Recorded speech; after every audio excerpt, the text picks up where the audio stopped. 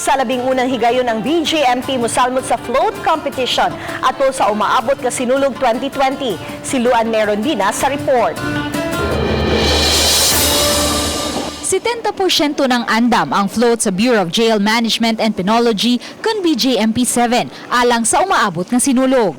Mga PDL sa Lapu-Lapu City Jail ang mitrabaho ni ini pinaagi sa giya sa usa ka 44 anyos nga kanhi graphic design artist kinsa mo'y nag-conceptualize sa disenyo. Among ipakita diha nga kanang freedom ang sign sa kanang langgam mo na siya nga freedom kagawasan. So bali gisapuang niya ang usa ka community diri sa City Jail ba.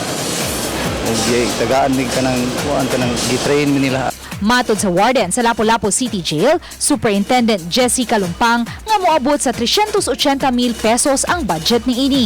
Gawa sa gahin, gikan sa regional nga buhatan sa BJMP, usa ka pribadong kompanya nga nagpahigayon og livelihood program sa Lapu-Lapu City Jail ang niabag sa gastuhan. Finishing touches then natay mga sa lighting nato napay mga wiring kay magbutang man ta ni og generator.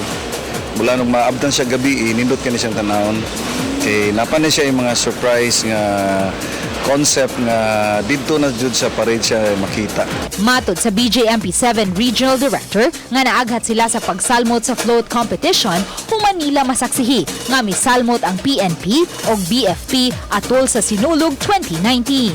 Yung participation ng BJMP is also a matter of thanksgiving kay Senior Santo Niño at saka asking siguro for guidance sa aming trabaho mismo kasi we are developing the PDL.